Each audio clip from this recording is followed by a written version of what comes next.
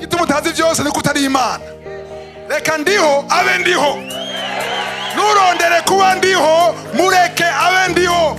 Iyo ni byose wishije muri wewe, bifate byose witwara imbere ya ndiho. Uvyeme ange. Tijewe nananiwe, jewe ndi umusambanyi, jewe ndi boregwa, jewe ndanywa itabi, ndanywa urumogi, uvyerekane. Ndasavye ubuntu bwawe, ndasavye inkomezi zawe. Aho ni uzoharigwa. Ariko nogera kuyegeza, jewe ndagororotse, ndagenda dimanche, ndatanga mu ishengero, oya. Suko bikora. Haleluya. Ugura umutima wawe, umuture imitwaro yawe yose. Apana ivyo ushaka gusa, nibi byakunaniye guheba, nimba masturbation yakunaniye, yitwara imbere ya ndiho. Nimba icyo kintu cyose, pornography, kivuga uti ndashaka kubiheba, nagerageje biranka, bibwire ndiho azogushoboza. Nukeneye kuvyumva byose, ariko yabikoze ni ndiho. Vuga uti ni ndiho. Hari ibyo utararonka kuko isaha yiwe ntiragera. Igituma utarabironka, hari ibintu yategura muri wewe, hari ibintu yategura muri wewe ku buryo niyabiguha uzoba ufite ubushobozi bwo kuvyakira. Haleluya! Yesu numami!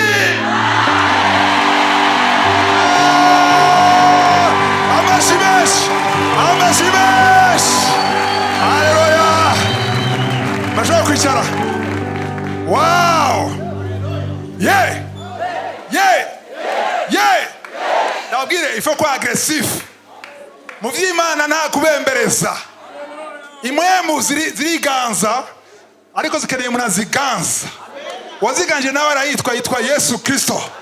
Muri Luke 10:19 zo ndabahaye ubushobozi bwo guhonyora, bwo gukanyanga, gukandagira, kumena izoka na scorpio. Ngo n'ubushobozi bwose apana bumwe bwose bwa mugwanizi. Ariko ngo nta kintu na kimwe kizogira icyo kibagira. Haleluya. Iyo vyise mu gitondo nkumva sishaka gusenga, ndiempoza. Amen. Nanamwe uravyuka abantu ushaka kuvyuka, uriempoza. Havuga ni umubiri ubishaka utabishaka, amadayimoni abishaka atabishaka, ndaza.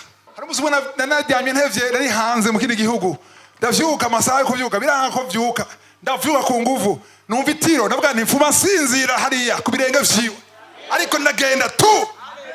Haleluya. Uri nashaka kwigisha, sino hari temperature yari yamanutse cyane. Amen. Haleluya. Ndashimana. Hari umushitsi ndashaka kubereka, nagasaba mama Eve, mama Madame Dafoza haguruke mukomera amashuri ya mu mama. Haleluya. Ujya bari kumwe yitwa Marie Jose, ava mu gihugu cya Martinique. Ujya w'iburyo uri yambaye amarori nawe yitwa Dafoza, bavuye mu gihugu cy'u France, baba Paris. Amen. Ujya Madame Dafoza rero yarambereye umarayika igihe nagenda muri Paris muri 2013. Yarancumbikiye. Umuna gucumbikira zo mu kwa umuhezagira. Haleluya. Yafashe nk'uko abantu benshi bafata uno munsi, ariko nta kangu kariho. Yabonye abo by'abandi batabona, yabona mu muhemu. Amen. Rero Imana muhezagire gose. Haleluya. Haleluya. Twitegure kuja mu Imana. Turatuganira amajambo, hari ijambo nashaka kwikishira umunsi. Mu gitondo nabajije Imana, none ibintu ndabisigura gute? Ngo bivuge ko nabikubwiye. Haleluya. Ninyigisho hari ahantu uvuga uti ngira ntegura inyigisho gasaba mpwe muyera agwico uza kuvuga, ariko inyigisho nshaka kubigisha no munsi nariko ndasenga ibisanzwe. Hanyuma numva iji imbwira muri jewe ngo ndeka mbe ndiho. Niba twavuze twari ibintu munsi. Amen. Ngo ndeka mbe ndiho. Taimbe twarize ngo ndi uwondi. Sivyo twari ibintu munsi. Ngo ndeka mbe ndiho. Ndabwira Imana none nuri ndiho, ndabizi kuri ndiho. Ariko Imana yambwiye ati abana b'Imana, abana banje benshi ntibandeka ngo mbe ndiho. Baridodomba kuko ntabaye ndiho, kandi ko ntashatse kuba ndiho, ariko ntibanyemerera kuba ndiho. Rero nawe ushobora gusanga ari ibintu bitaba mu buzima bwawe kubera utareka ndiho ngo abe ndiho. Biva hehe? Ni hahandi kenshi usanga ushaka gufasha ndiho. Abana b'Imana benshi barafasha ndiho. gushika naho amasengesho usenga utinya ibintu bimwe bimwe ati ngaha anye no wanexagere kandi ndiho ndamuhe ibi nivyo aza gukora, ariko ndiho Imana yawe ishaka kuba Imana. Haleluya. Yarabwira Mose ati genda ukora ibi bamenye ko ndi Imana, ko ata yindi Imana iriho. Haleluya. Ari Imana imwe gusa. Imana ishimwe. Hari utumana twishi, ariko ishaka kumenye ko mu byo ufise byose, mu byo usengera byose, ntuzugaragaze gufasha ndiho.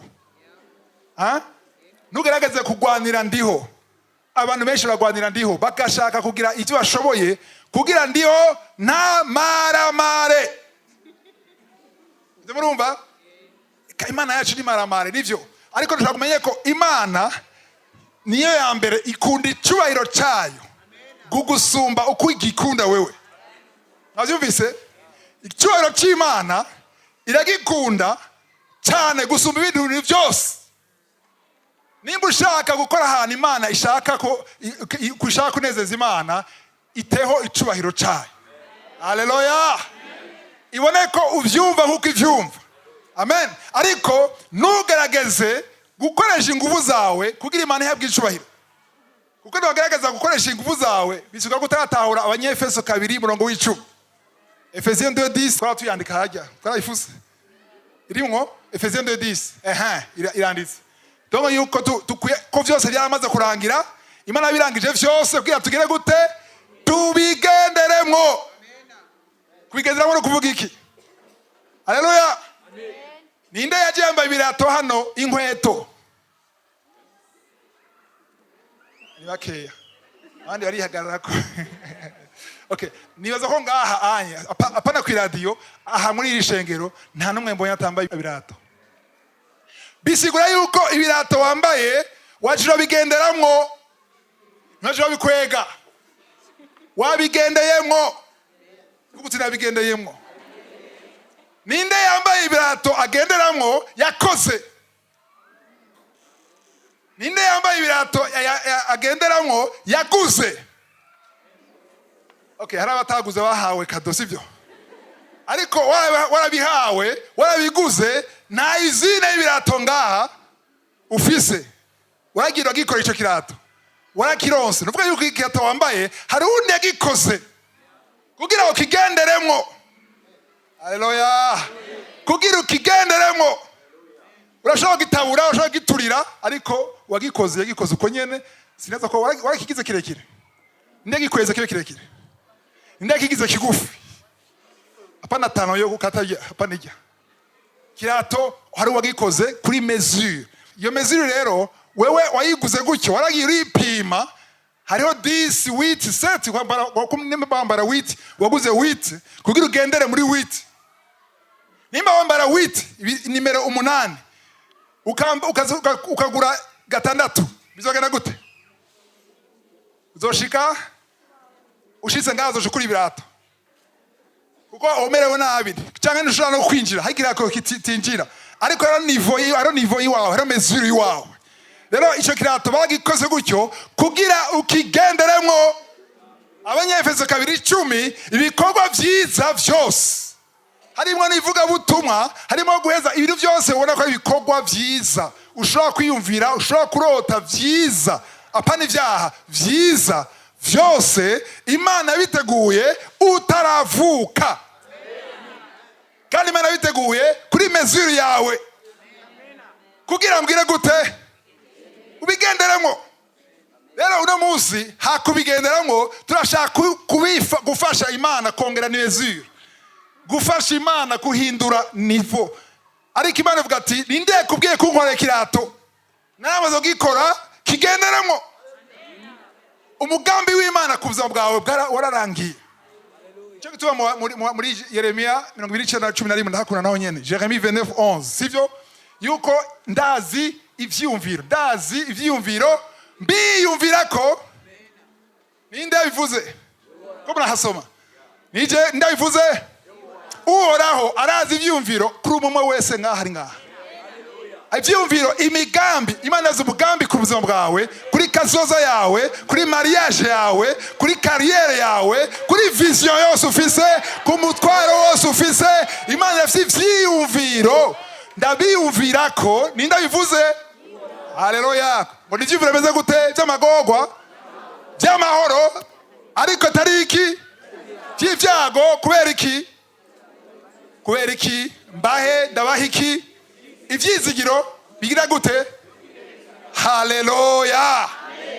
Iyo umuntu ubwiye ivyizigiro ashobora kuba ari mu magorwa ariko akwiye kuba agize ivyizigiro. Ivyizigiro bivuga yuko nubwo uri mu bibazo ndazi umugambi mfise. Uri kurababara ariko finalite si ukubabara, ni kazoza nziza y'amahoro. Ishengero ry'Imana ni ishengero ry'Imana nyene. Haleluya. Ishengero ry'Imana muri Bibiliya barivuga ngo l'épouse, umugeni cyangwa umugore, ariko no muzitura abagore. Ishengero nayo umugore ni fiancé. Amen. Hari abantu bari fiancé ngaha tegure mariage pani yino munsi. Hari umwe ari fiancé ko mutinya gasi icyaha kuba fiancé bitari vya ne copinage. Copinage si nziza. Hari umuntu ari fiancé ngaha ishengero ryose nta numwe ari fiancé. Uriya bya kweli kuva jya tuzasura ni Kennedy nyene wabaye jya ari fiancé. Wabimbariye navyo yagiye arabimbariye ndavyibutse. Kennedy uri fiancé, pasteur wabimubwiye kuri fiancé. Alors uri fiancé rero, nubwo uri fiancé watanze inkwano muzasubira kutuza ukuboko kutaratanga inkwano. urashari kuraraba umunsi watanze inkwano uzogare ndi fiancé, kuko hari ikintu watanze. Hari ikintu Yesu akurusha Kennedy, sivyo? Yesu yatanze inkwano. Yamaze gutanga inkwano. Inkwano no kuva yuko ndazibiye nawe ukorako no muhira ubacunga gahukirenganje tu igigoyo byararangiye nga. Umukobwa barabaze kumukwa, abavyeyi bamuranga nk'uwagiye kera. Son frère akavuga ya nezo nsasira igitanda. Byarangiye kubera ki hari ikiguzi. Vuga uti ikiguzi. Hari ikiguzi Yesu yatanze. Ntiyatanze amamiliyari y'amadolari, yatanze ngahe? Amaraso. Navuze na amaraso. Ibanezerera kumva amaraso. Amaraso naca kubwira ngo atanze ngo 10 million ubusa. Amaraso n'ubuzima bwawe. Yesu yatanze amaraso kugira ni kiguzi yatanze kugira wewe umenye ishengero, umenye ko ntihagire gukora ko ngaho. Yesu agumacungura akegera igoyo agumara. Mbiriva Kennedy, nimba warasenze Imana izobishitsa kuko yabivuze. Nimba warabajije Imana bizoshika, uzotanga inkwano hanyuma mugire mariage. Haleluya. Ariko nubwo uri fiancé hari ibintu utemerewe gukora, uzorindira mpaka birangire, sivyo? Rero Yesu ararindiriye. Hari isaha y'Imana. Yesu araducunga n'ifuhe. Yesu aratufuhira ishengero. Ishengero ni umufiancé azocika umugore wa Kristo. Inzamba niyavuga umufiancé azoca agenda. Haleluya. Inzamba niyavuga hazoba mariage nkiza kwa uno munsi après-midi. Amen. Uno munsi abari fiancé uno munsi baza kubaho uburenganzira bwo gucika umwe. Haleluya. Rero inzamba niyavuga ishengero rizoduga rigiye guhura n'umufiancé wayo bacacika umugore hambe cucika umwe. Amen. Njye gituma rero nshaka kuvuga yuko ishengero ni umufiancé wa Kristo azocika umugore wa Kristo. Bisigura yuko Kristo aritayeho ishengero ryiwe. Ntuzosubire kuraza inshinge wibaza uti none bizogenda gute karabaye. Ntuzosubire kwiyumvira gutyo kuko navyiyumvira Yesu azobwira ati weza ko nikunda kunsumba. Amen. Sishaka kwitaho umufiancé wa Kennedy gusumba Kennedy. Kennedy aramwitaho gose kuramubonamo kazoza, abonamo abana, abonamo kazoza ku ibintu byinshi, aba projet menshi. Ariko urashaka kumuterera ageze mariage guterera gusa, ariko umuntu amwitayeho cyane nujya ko nazotanga ikiguzi, we nta kiguzi uzotanga. Amen. Rero ishengero Imana kuranyereka ati abakozi b'Imana, abana b'Imana baritaho ishengero ryanje kusumba jewe. Bagashaka kumfasha, bagashaka gushiramo ibintu je ntateguye. nkuko twabisoma mu Efeso 2:10 Imana yamaze yabirangije vyose. Ibibazo vyose biri mu ishengero uno musi, apana ishengero ryo mu Burundi gusa, ishengero rya Kristo muri rusange. Ibibazo vyose biri mu ishengero nta na kimwe gitangaje Kristo. Ibyabaye ino musi Yesu yabimenye vyose imbere yuko biba. Yabimenye kuva kera. Ariko ikibazo kihari, ndiho ntibashaka kumureka ngo abe ndiho. Turashaka ko mu kibanza ciwe. Ikibazo no uko iyo ugiye mu kibanza ciwe urazibira umugambi wiwe, urazibira ikiganza ciwe, agira ngo akore nawe ugawasimbiyeyo. Amen. Nimurabona abantu ugiye ahantu ugasanga umuntu yitambisa imbere, ntazi imigambi ufise, yumvire wowe uje kugira discours ngaha wavyanditse, ugasanga umuntu ashe yifata mikro avuga ibiki, ntazi ivyo avuga, ntazi imigambi yawe. Wowe ni uza kuvuga imigambi n'ivyiyumviro. Amen. Cyo ikintu twashaka twumva, ico rero nico Imana yigishira ati nimusubire kwigora. Amen. Kuko jewe nariko ndiyumvira ibintu vyinshi ku gikorwa c'Imana, kwishengero n'amasusi. Yesu avuga ati ayo masusi wiremeka, ivyo bibazo wiremeka, wihoriki. Uvuga uti wihoriki. Kwe kuvyiremeka wewe wabibona, kandi afise inyishu, afise solution. Hari ibibazo biba akabireka abibona, kubera biri mu mugambi yuko bitiza guca muri izo ngorane nyene. Cyo gituma Yesu yasenze muri Mariko 14 asenga agerageza gukwepa umusaraba, sivyo? Ariko icyayi gikombe ategerezwa kunywa. Kuko nawe ushobora gukora ibintu ushaka gukwepa, ariko ari ibintu uteza gucamwo. Haleluya. Rero titre y'inyigisho ni reka ndiho abe ndiho. Reka ndiho abe ndiho. Kuko utamuretse uzosanga wowe watabaye ndiho mu buzima bwawe. Ni ndiho mugabo ntabaye mu buzima bwawe, nabaye ndiho mu buzima bwawe, kuko washatse kwicara mu ntebe yiwe, washatse gufata ama decision. Amen. Reka wewe akwereke ivyo ufata, akwereke ivyo ukora, akwereke ivyo ucamwo. Amen. Umureke wenyene abikore. Hari inkuru yo muri Bibiliya ashaka ko turabona umunsi, Samuel wa mbere 15. 1 Samuel nsabe adusomere pio muri Samuel wa mbere 15. 1 Samuel 15. Ni inkuru y'umwami yitwa Sauli. Muramuzi, umwami wa mbere muri Israel. Rero uwo mwami Imana yamuhaye amategeko adusomere ku murongo wa mbere gushaka kwa 5. Wa mbere gushaka kwa 5. Maze Samueli abarira Sauli ati ni jewe Uhoraho yatumye kukwimikisha amavuta ngo ube umwami w'abantu biwe b'Abisirayeli. None rero niwumve amajambo y'Uhoraho. Uko niko Uhoraho nyene ingabo avuze ati niyemeje guhana Abamaleki. Ndabahoye ivyo bagiriye Abisirayeli, ingene bababujije inzira igihe baduga bava muri Egiputa. Gatatu. None rero genda utere Abamaleki ubahonye rwose n'ivyo bafise vyose. Ntuzogire uwo ureka kwica, ariko uzogeseze abagabo, abagore, abana, mbere n'abonka, inka, inama, ingamiya n'indogoba. Geza ngaho birateye bwo cyane muri ivyo bintu. Uri ndiho akora bivuga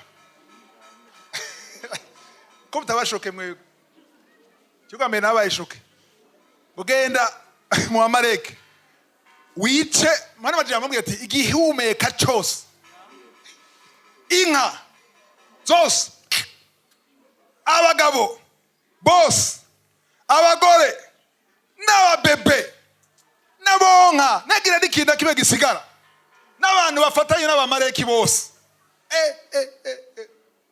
Tubisegura gute none? Abantu bambwiye ngo, hano yambwiye ngo yanasomye ibintu, ndavuga ngo bon ibi bintu sinabitahura kanibandanyirize. Kura sinagiriza Imana. Reka mandanye. Namara ndabigisha muri kanguka yuko ibintu byinshi dusoma mu isezerano rya kera ni gitutu cy'ibyo turimo mu isezerano rishasha, sivyo? Ibi bintu ushaka kubyumva ingene Imana ivuga ngo genda wamare bose, nagenda umuntu n'umusigara asigara utaratahura icyo arico Amaleki, sivyo? Amaleki kiru kumva Amaleki icyo arico ugena mu kuvayo 17 nitwasoma Exode 17. Murazi inkuru ya Amaleki igihe bariko baragwana na Israel. twarize igitabo cyo kuvayo. Amaleki ni ishusho y'umubiri, la chair. Haleluya. Baragwanye ku buryo kugira bashobore kunesha byasabye ko Mose aduga hejuru ku musozi. Yosuwa agena kuri terrain. Sivyo murazi iyo nkuru? Byagenze gute? Hariho Aroni na Uri. Umwe yadugije ukuboko kw'iburyo, uwundi kw'ibubamfu. Adugije amaboko baranesha. Amanutse baraneshwa, sivyo? Hanyuma agera igihe aruha bazana ibuye urutare aricarako. Urutare muri rusiguriki Kristo. Haleluya. Niba ushaka kunesha niwishimikiza urutare ari Kristo. Abamaleki rero kwera badugije amaboko, Mose yadugije amaboko, barabishe barashoboye kunesha. Rero abamaleki ni ishusho y'umubiri, la chair. Ngisabe Desire aturabire gato imbere ko bandanya.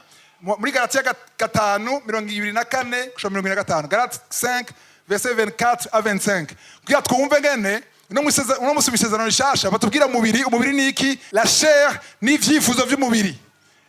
Ivyifuzo vy'umubiri biradutuma dukora ivyaha. Rero ukunyene Imana yabwiye Sauli yica abamaleki bose, niko dusabwa kwica kamere yose. Nagikana gisigara kuko abamaleki bagwanya ubwoko bw'Imana, bagwanya umugambi w'Imana, bagwanya bya vyiyumviro twavuga Imana ifise. Abamaleki baza kubigwanya, niko nawe kamere y'umubiri wawe iza kugwanya umugambi w'Imana. Nico gituma rero abantu bataratahura icyo bisigura iby'impwemu n'iby'umubiri, kuko vy'umubiri mu isezerano rya kera yari ishusho y'ivyo tubamwo mu isezerano rishasha. Hari amadini amwe bafata abamaleki nyene waje kungwanya, mwe uri umumaleki ndakumara. Hari abantu bica abantu ngo bakwica abamaleki, ariko ntitukibaho mu isezerano rya kera. Amategeko, la loi était charnelle mu isezerano rya kera. Uno munsi kuva Yesu apfuye akazuka, la loi est spirituelle. Amategeko canke ivyagezwe biri mu buryo bw'impwemu. Haleluya. Cyo gituma Yesu avuga ngo mwarumvise ngo, siko Yesu avuga, mwarumvise ngo umugabo ashaka kudivorsa, gutandukana n'umugore, nagena asabe ikete. Ariko jewe ubu abavanye muri phase ya kera, abazanye muri phase ishizano rishasha. Kiazira mwarumvise ngo iginye kurindi, ijisho kurindi, ariko jewe ndababwiye ngo mukunde abansi banyu kandi mubasengere kandi mubahezagire. Ivyonye ntivyariho kirya gihe, ni vy'uno munsi. Rero wewe uri bisezerano rya kera, ari muri isezerano rya kera nguno munsi, ari mu isezerano rya kera. Ninde yo tuzi ko ni mu isezerano rya kera? Munamuri Ancien Testament tuzi ko hari umukozi w'Imana yageze kumbara ngo jewe Imana yanje ngo ni Imana yo mu isezerano rya kera, ijisho kurindi, ngo ivyo dusengeye tubibona sur place. Nabwira ni wihenze, kuko uri bisezerano gishasha, ubishaka utabishaka ntushobora kuganira mu isezerano rya kera, kuko ibya kera byaraheze. Yesu yatuzanye yaje gushitsa, kuko ibya kera byose byavuga Yesu. Imana ishimwe. Rero mu isezerano rishasha uno munsi abamaleki bako ravuga n'umubiri n'ivyifuzo vy'umubiri. Katurabwire bavuga muri Galatiya 5:24 verset 24. Kandi abakristo Yesu babambanye akameremere kabo, barabamvye, barakrisifye, barishe kamere yabo n'ivyo gahahamiye, n'ivyifuzo, n'ivyo kifuza. Haleluya. 25. Namba tubeshwaho na muhemu, tuyobogwe na muhemu. Haleluya. Nuvuga yuko abakristo abizeye uno munsi barabamvye. Kuri yanye yamubwiye Sauli ngo genda wice n'ikintu cyose gihema. Ndabwire hariho kamere yawe kuvukizwa, hariho kamere imaze gupfa, hari imaze gupfa, ariko niho bigihema, hari bikivuga, hari ikiboroga, vyose bikeneka kuvyica vyose. Yagera kimusigaza. Haleluya. Dusubire rero hamwe twari turi Samuel wa mbere yageze ku murongo wa 3 somo wa 4 gushaka wa 5. Nuko Sauli ahamagaza ingabo, aziharurira Itelaimu, zari ingabo 200,000 hamwe n'izo mu Buyuda 10,000. Bukeye Sauli aja ku gisagara c'abamaleki, aryama mu mwonga waho. Okay. Ariko Sawuli abarira abanyakeni ati hogiri mugende muve mu Bamaleki sindaba honanye nabo kuko mwagiriye Abisirayeli bose neza. Sembera ku murongo w'umunani kugira tucungure umwanya. Afata mpiri umwami wabo Agagi. Yafashe nde umwami wa Amaleki. Yarakwiye gupfa cyane, yakwiye gupfa, ariko yanse kumwica. Kosa rya mbere, umwami ni umuntu kameme, ugiye kugwana ugafata umwami uri gigangi, sivyo? Ushaka kumwica umwami. Wewe excellence jariya abandi nibaza votre majesté ndakwica, hanyuma acarisha turaba abiyishe ukomeza amarisha abantu bose inkota, abandi bose inkota. Ariko Sawuli n'ingabo ziwe basigaza Agagi. Umviriza, Agagi yasigaye umwami. Bandanya. Hamwe n'ibirusha ibindi ubwiza mu ntama, mu nka, mu mashuri anuze, no mu myagazi y'intama. Imana amubwiye gute? Ibi vyibushe, ibyiza, ibisa neza byose, mbere n'ibyiza byiza byose, ibyiza byiza byose yageze banga kubigeseza rwose. Harimo umusoso ngaha kameme mucopo kanishe ku ruhande hasi no kwica ibindi yo bikora, sivyo? Ibisa agaciro yashaka ku ruhande, ariko ibintu byaheze byahumye bicumbagira ubugengare hariya, ubuzingo bwose hariya. Bandanya uteze mu 9. Ariko ibigayitse byose nibitagira ico bimaze, abari ivyo bageseza rwose. Umviriza, ibigayitse ibidafite agaciro byose barabikoze, barabyishe. Ivyo rero turano kubitwenga, ariko mu muhemu niko tumeze. Duha Imana ibigayitse. Ibigayitse no kuvuga iki? Ibidafite agaciro kuri wewe urabiha Imana. Umwanya udafite agaciro kuri wewe uraha Imana. Uburyo cyangwa amafaranga adafite agaciro kuri wewe uraha Imana. Ariko ifite agaciro kuri wewe, ndabwiye ikintu kimwe, igisa agaciro kuri wewe gisa agaciro ku Mana. Abyumvise? Ndabisubiremo. Ikintu gifite agaciro kuri wewe gisa agaciro ku Mana. Nimba udashobora kuronka umwanya wo guha NDIHO, ugawuha, nukuvuga yuko uwo mwanya utahaye NDIHO wawuhaye ikindi kintu cyangwa uwundi muntu. Turabyumvikanye? Abantu benshi cyane cyane abo bihugu by'Iburaya hanze, mbongo cyewe gusenga bisiga bingora kubera akazi kenshi. Akazi kenshi katumye mpeba gusenga, akazi kenshi katumye nta umwanya wo gusabana n'Imana, akazi kenshi katumye nta umwanya mu gitondo wo gusenga, ariko roza amasaha 8 y'ako kazi kenshi. Nukuvuga yuko ako kazi kenshi gafite agaciro gusumba NDIHO. Nubwo udashaka kuvyemera nivyo, ariho publicity nabonye ngo vyemere nivyo. Haleluya. Ikintu cyose gisa agaciro kuri wewe nukumenya ko agisa agaciro ku Mana. Uyu Sawuli yafashe iby'agaciro abisha ku ruhande, umwami afite agaciro. Ibintu byose, intama zivyibushe, inka zivyibushe, zifise kazoza zigugwa amafaranga menshi, ashaka ku ruhande. Ibya agaciro byose acaravyica. Icyo yakoze ikosa rikomeye, uramukira yawuhejeje. Ikosa rikomeye acagenda kubinyegeza. Hari abantu bibaza ko banyegeza Imana. Kunyegeza no guhisha, sivyo? Ijambo ry'Imana rivuga ngo urabikora ngaceceka ukibaza ngo mpwanye nawe. Gute umuntu nga Samuel, ijambo ry'Imana rivuga ngo Samuel akitangura kuba umuvugishwa, ngo ijambo ry'Imana rivuga ngo nta jambo na rimwe yasohoye mu kanwa rishike hasi ridashitse.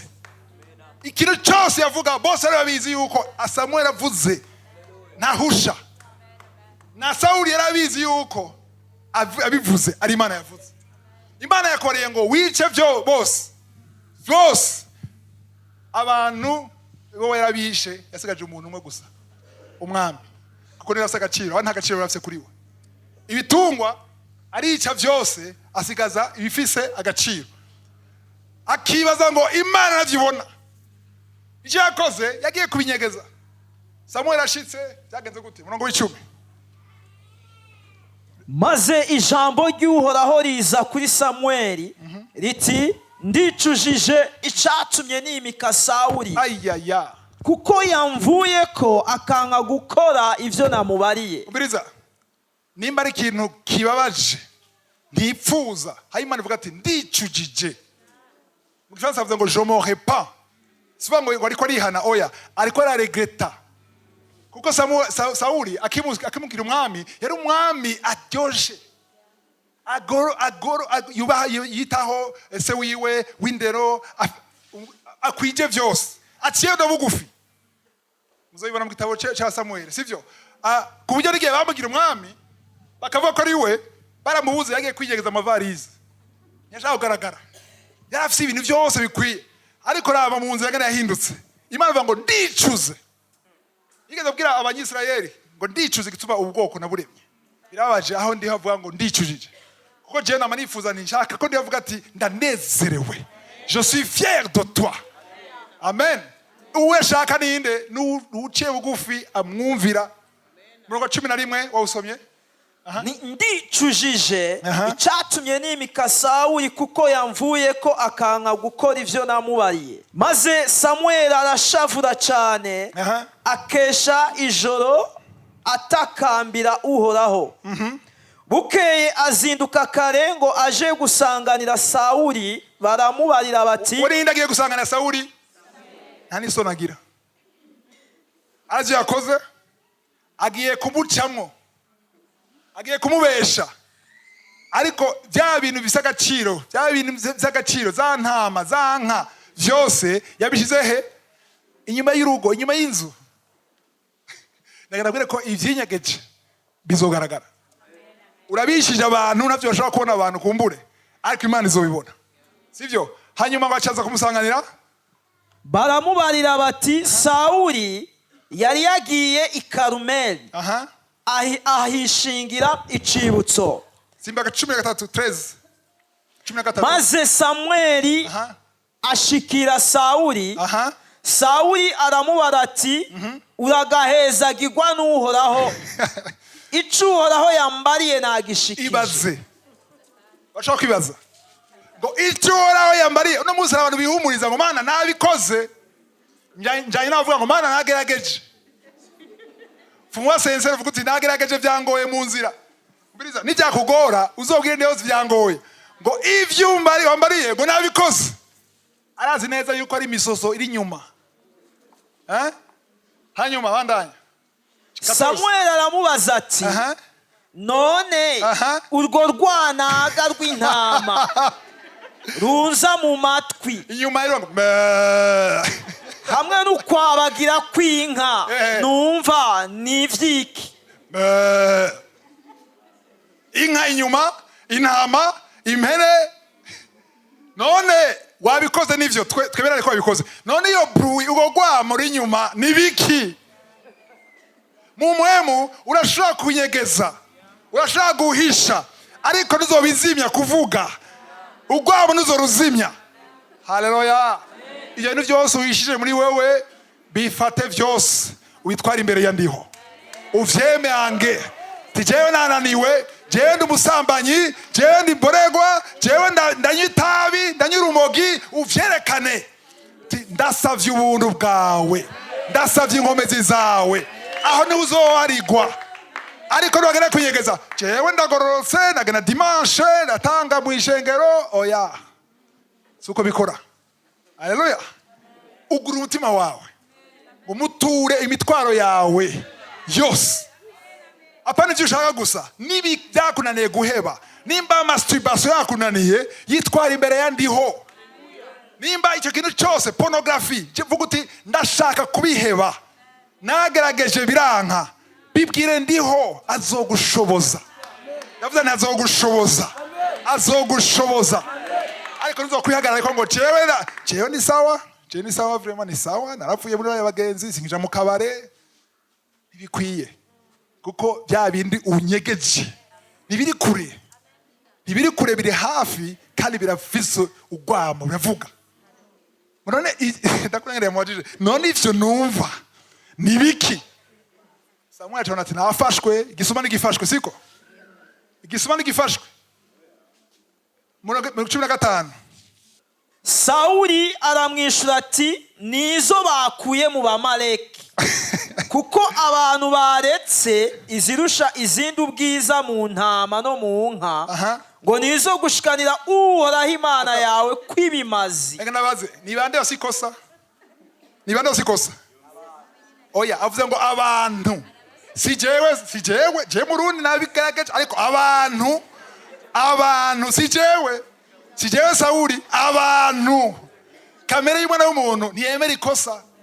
Wamushaka uwundi Adamu nibiki umugore wamaye Eva nibiki inzoka umbiriza ntuzose kurondera ngo kutikosa ku wundi. Jewe niba meze gutya ebara ni papa wanje ni mama wanje nta affection bampaye none ubu ungana gute uvyaka ingahe nijo na affection aronse ariko 2 Corinthiens 5:17 abikona bakabiri 5:17 ngo uko je kuri Kristo kuvyakera vyose biraheze vyose bibaye bishasha. Rero nimba utaronse affection urayironka ubu. Nimba utakunzwe urakunzwe n'urutumana w'umuntu. Haleluya. Biriza nivyo bashobora kwara gufasha nabi nivyo nta rukundo baguhaye byaraheze ariko icyaremwe gisha. Abantu ngo abantu patro wanje pastori wanje kura makosa ku bandi. Kura makosa ku bandi. Sawuli ngo si jewe ninde uri umwami. Sawuli ntiyabwiye abantu babaronse amategeko sivyo baronse amategeko kweli kubivuze nuko bitangoye kuvuga utangwa gwinka kudayivuza imbere yashiko tuvuga ati uraze rero finama bya bintu abantu bananiye kweli kubivuze wakufashwe yivuga kare twara kuvyemera apara gushikoza ku wundi sivyo. Nje gituma muzobona ukiri gitabo yarangije nabi kubera adashaka kwihana. Abantu bose badashaka kwihana barangiza nabi. Umuntu wese yaroye ko yagize ikosa ryemere uje imbere y'Imana usabe imbabazi usabe guharigwa. Imana yuzuranye imbabazi. Warakoroye inda imwe zibiri zitatu je imbere ya NDIHO bivuge ndasabye imbabazi nabikoze mukoro kwikunda sinari bwakumenye ariko nashaka kubicara mugisha kuko ni wantu wihana ivyaha vyawe vyose uko bingana navyo tukura nka mutuku gute vyose birahanagurwa. Jambo jibara vango ivyaha vyawe ni nguko utigeze bikora. Urumva Imana simbabazi. Ninde muntu yo kwicira abantu hambwa cyumuharira nko kumengo ntacyo akora ninde. Nuvuga yuko Imana yase capacity ubushobozi bwo guharira gudusumba. Imana iraharira bitaravye ivyo wakoze byose ariko Imana ishaka iki ishaka ko wemanga icyaha. Haleluya. Uvyemere ko bikoze. Umva rero ikibazo siwe ninde n'abantu 16 maze Samueli yishura Sawuli ati hagarara hinge nkubarire nanje ivy'Uhoraho nacurumva bandanya ivy'Uhoraho yarayambariye iri joro. Aramwishura ati egome vuga. Ntanatinya ntanatinya. Dawudi umuvugisha amubwiye ati hari umuntu yakoze ibi nibi afise intama nyinshi afata intama y'umuntu asagatama kamwe gusa. Dawudi ngo uwo muntu ninde akwiye kwicwa. Uwo muntu ni wewe. Dawudi acafukama yo mbabarira nakoze icyaha mbabarira Mana. Umutima wo guharira ni ikintu gikomeye dukeneye mu bana b'Imana. Ugira vuga so wambera mbwiye vuga n'ubundi yaravuze. Ubiriza nuguca bugufi. Umuntu adafite umutima wo kwihana ntaharigwa ariko Imana ishaka wawe uregrete wumve ko ivyaha bikubihiye uricuza ivyo wakoze utamenya.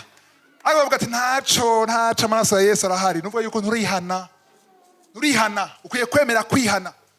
Uyu mugabo nimwabanda yamusoma muhira ubona yamusoma uyu mugabo hageze igihe amaze kumugiza mubwire soma 22 ndashaka gende tusomye 22 umve amajambo mugiye. Samueli aramwishura ati mbega Uhoraho ahimbagwa n'amashikanwa aturirwa n'ibindi bimazi gusumba umwumviye. Gusumba umwumvira.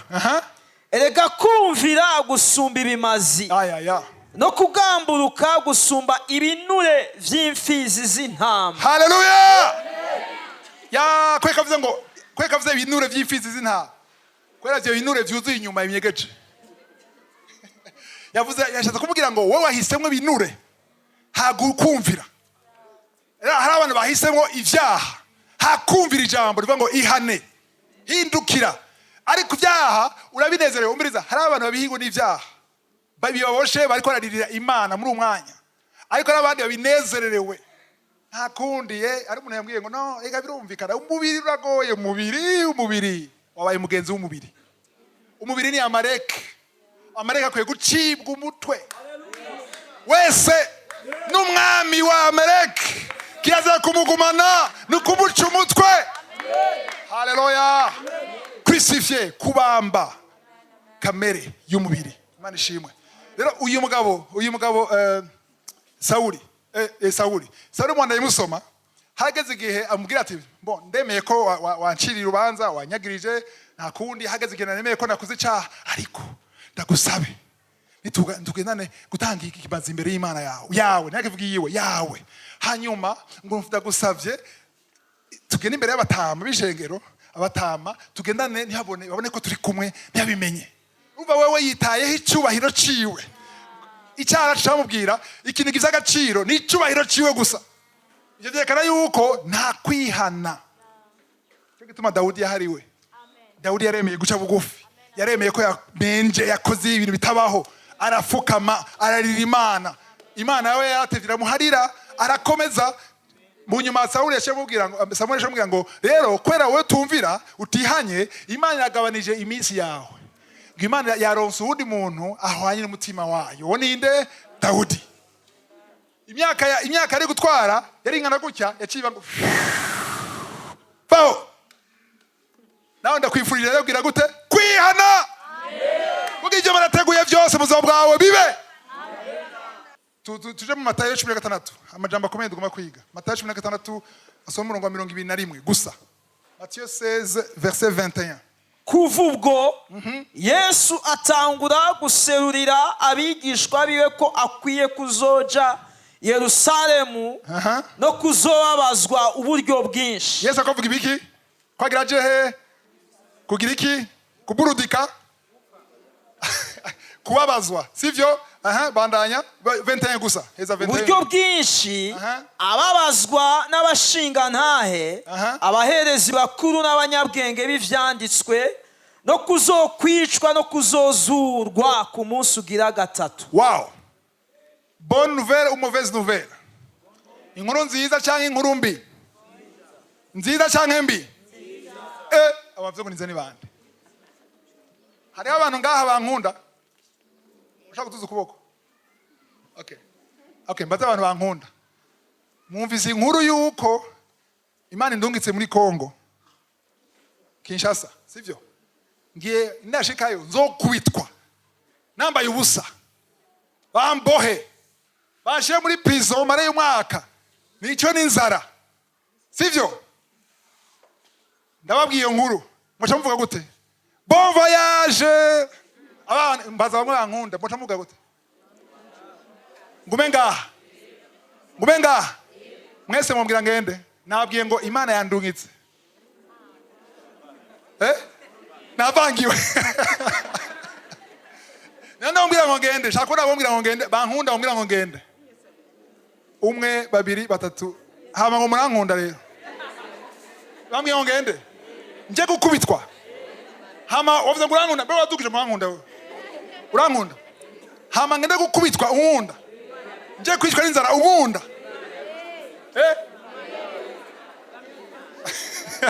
Nashaka kubaza nanje ngende reka dusenga Imana bihindura bari ugenda.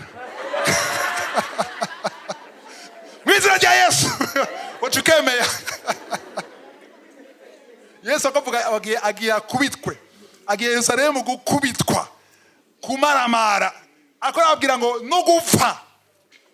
Ariko abantu bose ko yabwira ntibatahuye, ntibumvise akantu kanyuma. Kenshi urashobora abantu bakumva ivyo bashaka kumva. Ariko kanyuma ngo no kuzokwicwa, okay? Aho bamaze gushevura Petero wewe ari aratukura. Sivyo? ngo no kuzozugwa kuzozugwa ku munsi ugiye kangahe? Aho kanyuma yavuze nta numwe yakumvise, bari bamaze kubihigwa bashishwa ati nibishoboka turagukunda. Abandi bakora bararibwa bose, muri bose raza umuntu yamayitera imbere muramuzi. Petero avuga ati 10:22 yavuze gute Petero? Aramwihereranya ntiyavuze imbere y'abandi. Petero aramwihererana amutwara nk'abandi bagenda hariya, sibyo? Kwiherera, atangura kumwamira, aramwamira ati nawe ibikabe bizira rya Yesu mwami wanje nibizokubako namba. Ndi ngaha jewe Petero, ndahari ndakubona, wambonye ndi kigangi. Yabivugishijwe n'iki? Umubiri abatari babizi, Satani bavuga ngo Satani yambeje. Satani yakoresha ciye he? Kamere yawe. Kubera iki mu bantu 11 na 2 kweka ari we yavuze? 11 n'umwe yavuze. Kweka abandi batavuze. Bose barabihiwe, ariko warafise umubiri uvuga cyane. Petero aramaze akavuga ati nabivuga imbere yabo kumbura n'abantu b'impuhemu bashobora kuvyemera, ikana mutware dabo umviza rero tumvikane. Wewe unabona ko wagize ubwoba, sivyo?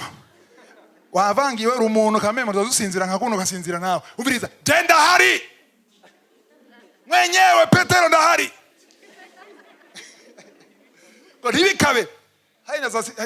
Yesu yashaka kumubwira ati wumvirije akajambo kanyuma zozuka. Nuko ubwira ngo zozuka mo naho uvuga ngo zozuka kweri ko ndakubabara. Ko ntavyumva. Amen. Abwiye amajambo adashoboka ngo ntibize bikubeko na gato. Aho rero Satani yaciye mu mubiri wa Petero. Kumbure ari wowe umuntu avuze gutyo uvuga yo ndumva shaka kunkunda. Je suis vraiment touché, ndaryohewe. Yesu amwishuye gute 23:23. Ahindukirira Petero ati herera inyuma yanje Satani, katika jina la Yesu uri kinsitaza kuko ivy'Imana atari ivyo ubabaye, ubabaye ivy'abantu. Umuntu wese abantu bishwe n'ibishobisho amaranga mutima. N'abakozi b'Imana benshi no munsi bagendera mu maranga mutima canke ibishobisho. Nta kundi shayi kubembera, hari intavyo kubembereza, sivyo? Yesu yarakunda Petero, mugabo yarabonye ko Petero si wari ko aravuga, hari impuhwe muri nyuma yiwe, yaciye mu kamere yiwe, yaciye muri Amalek ari muri we. Ndakubwiye mu izina rya vayo, si wowe uko uravuga ivyimviro vyawe. Ivyimviro vyawe si vyiki, ivyimviro vyawe kuko ivy'Imana atari ivyo ubabaye ivy'abantu. Amen. A 23 ndamu gifaransa bavuze ngo car tes pensées ne sont pas les pensées de Dieu. Ivyimviro vyawe cyangwa ibitekerezo vyawe si ivyimviro cyangwa ibitekerezo vy'Imana ni vy'abantu. Bisigura iki? Twageze gusoma mu Yeremiya 29:11, Jeremie 29:11. Ndazi ivyumviro. Ivyo vyumviro vyawe biranyuranye na biriya vyumviro ndabiyumvira ko. Rero kenshi dushaka gufasha Imana, tugafata ivyumviro vyacu tukabizana imbere y'Imana kandi tukavyizera ko Imana ishibikora ko iki twabikoze. Navyumva ni vyiza rero kumenya ko hari ivyumviro vyawe. Umviriza, icyumviro cawe si bibi kukivuga, nta cyaha kirimo. Ikibazo ni ingene ukivuga. Petero abivuganye n'amanyama menshi, n'ubwibone bwinshi, nibishoboka. Yumvise ngo yashize Yesu muri position de faiblesse. Umengana mu rushinguvu, iyo unavuga ndakubona nuko mu rushinguvu, sibyo? None ubwiye umuntu ndakubona ntacuba, ndi ngaha telefone yanje irahari, cyo telefone ndakubona. Ariko rero ashaka kuvuga ko Yesu avuga ati ivyo ukuravuga ntuzi ivyo ukuravuga. Reka turabe mu nyuma bimaze kuba Matayo 26, Matayo 26 verset 51 à 52 ubwa mbere. Maze umwe mu bari kumwe na Yesu atuma ukuboko asokora inkota yiwe, ayikubita umushumba w'umuherezi mukuru amuca ugutwi. Ndaciye ugutwi wundi. Ivyo Petero amugiye abize mu ngiro cyane yose mu ngiro. Yesu yamubujije ntaco vyamubwiye kuko yari yuzuye Amalek na Agagi yari muri we. umwami w'amareke yari muri we. Ibyo uvuga byose ndahari tu uvyemera byanga ndakubona nafite inkota. Haza umuntu gufata Yesu kubera ko Yesu yavuze bigira bibe kera ugutwi ca. Yesu ashaka kora iki? 52 wayisomye 52. Buno Yesu aramubara ati subiza inkota yawe ahayo kuko ababanguye inkota bose bazokwicishwa. 53 niyo nshaka cyane cyane. Bazokwicwa n'inkota. 53 ugira ngo sinoshobora kwinginga data nawe akandungikira ubunyene abamarayika barenga legiyono 12. ata mbega wibaza ko Imana ikora kubaza mbega wibaza ko Imana ya jewe ntashobora jewe ndiho ntashobora gutaba. Usha ngahara abantu basenze igihe kinini barisonzesha bariyiriza baratebara bivamwo. Kiyumvira ati none Imana irumva cyangwa ntiyumva yagushikira. Nasenze iminsi 3 ntajya kubera ikibitaba. Watanga kwiyumvira none nakuruzi icyayi kiye bebasha Mana nagucumuye abibaza na Imana kunokoza Imana Mana nagucumuye ku iki nkuko umengo yo wishiwe nta cyaha wigeze ukora.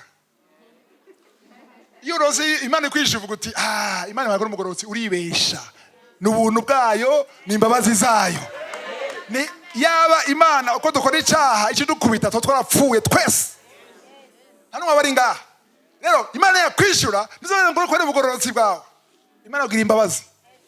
Haleluya. Rero ikibazo ngaha nshaka turibaza Imana irashoboye kuguha cyane ishoboye kuguha. Okay, warasenze kugira uronke akazi byanze ukaronka Imana yashoboye cyangwa nishoboye? Warasenze ugira umwana nuramuronka Imana yashoboye cyangwa nishoboye? Warasenze kugira uronke umugabo Imana yashoboye cyangwa nishoboye? Warasenze kugira ukire byanze gukira Imana yashoboye gukiza cyangwa nishoboye gukiza? None ikibazo kiri he? Okay, kutizera narizeye ntunyemeza ko nizeye narizeye. Rindira. Umviriza Imana ishobora kuvuga hari ibintu Imana ishobora gukora ubonyene n'ibindi wowe nta kibazo nakimufise. None Yesu ari cyaha yakoze mugabo byari umugambi w'Imana. Ariko Imana ibyo Yesu amubwiye ati data wo mu ijuru icyo namusabye cyose arakimpa. No musaba amaregion angahe? Legion namba legion cyangwa region imwe n'abantu 12,000 fois 6 72,000 ibihumbi 72. Umviriza umarayika umwe wenyene arakwiye nukene ibihumbi 72 umwe wenyene yari kumutabara. Ariko Yesu avuga ati no hamagara data yorunka abamarayika ibihumbi 72. None gwibaza ko atambabaye Petero uyaza ko nkunda gusumba data wo mu ijuru. Nje kiyoze Imana kuri akubaza nibishoboka umwana wanje mbega yaza ko mukunda kunsumba. Mwana wawe waramuvyaye waramufiriye aramaraso yavuye kubwiwe uremera gupfa kubwiwe je naramupfiriye je nabambwe kubwiwe. Amen. Haleluya. Ni jewe ndamugaburira nje ndamutunze nimba bitarakunda ibaza igituma. Hari bavuze ngo rindira nuko yamaze kumengo yasomye nateguye kurindira. Hari kurindira no kwibaza no gutahura ko hari umugambi utazi wewe. Mutahura yuko dushobora gutahura vyose. Hari ivyuzi n'ivyo utazi. Haleluya. Abana b'Imana bazi ko bashaka gutahura vyose. Sindavyumva. Yawumva vyose nawe uri Imana tugufukamira. Igituma utazi vyose niko utari Imana. Reka ndiho abe ndiho. Nurondere kuba ndiho mureke abe ndiho. Igituma kenshi ndiho atabikora nuko ushaka kuba nkawe. Ushaka kuba nkawe gute? Ushaka gutahura vyose.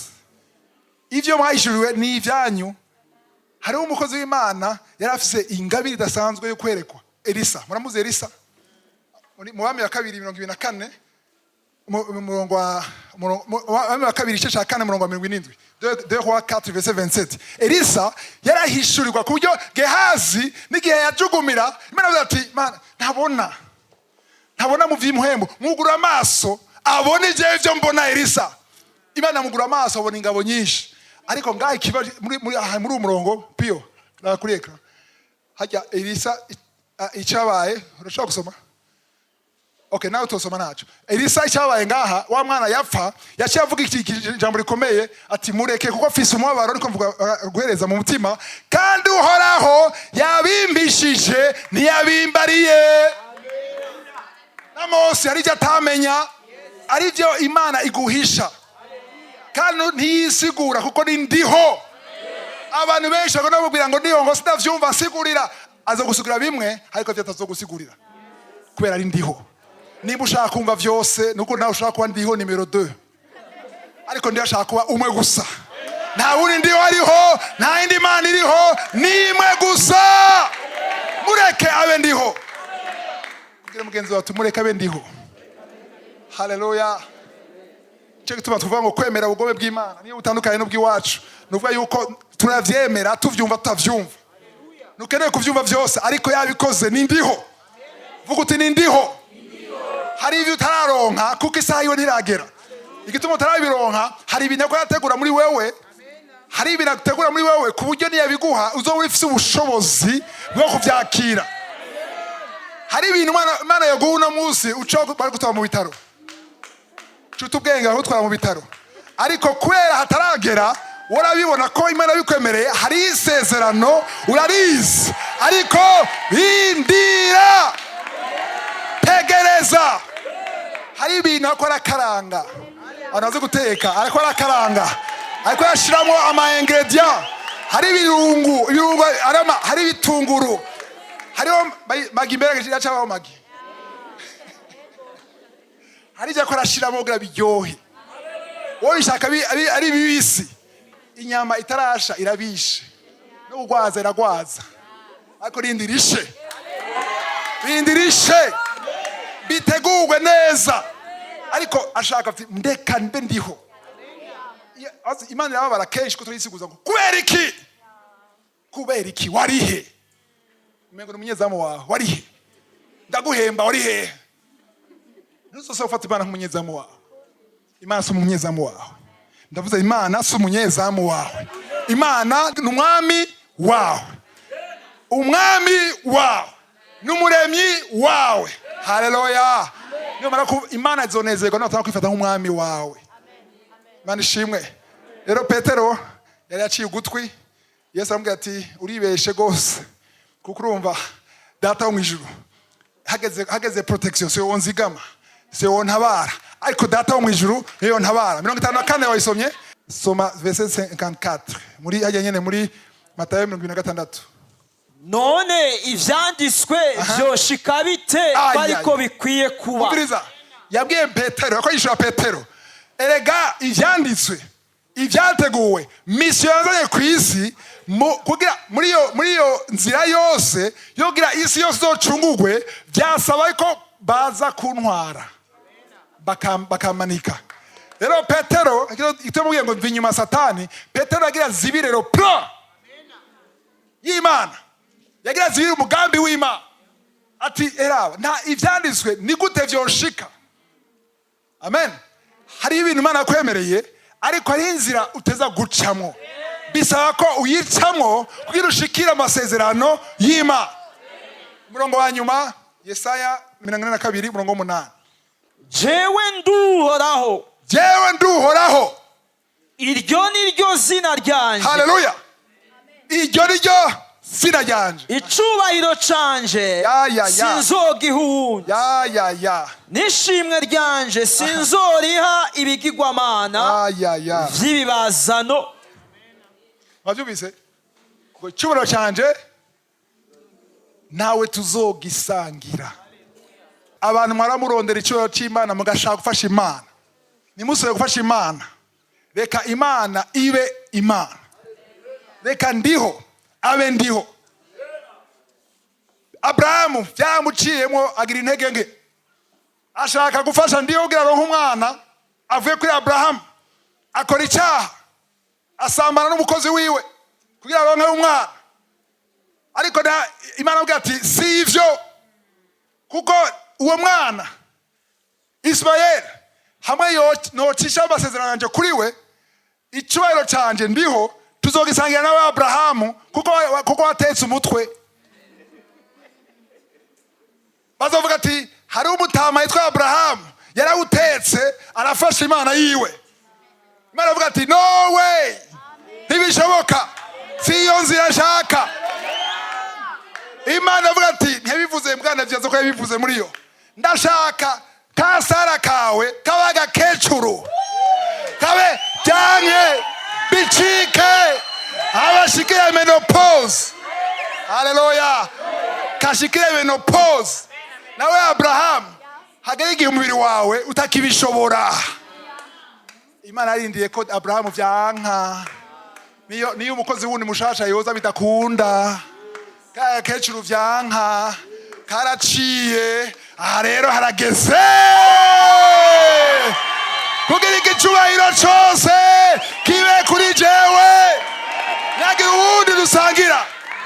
Ndavuga ntihagire uwundi musangira. Imana ishaka gusangira nawe.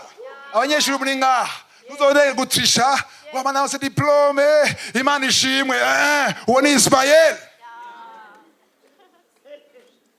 Ismael, ya diplome yawe ni Ismael, si Isaka.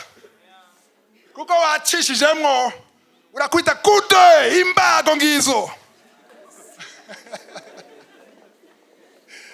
Ariko Imana ishaka ivyo ukora vyose ukore mu kugororoka, ukore mu ijambo, urindire ijwi ryayo yishibishitse yonyene. Hamwe bidashoboka, bose avuga ko bidashoboka, yacagaragara ati ni jewe ndiho. Abaho umugisha.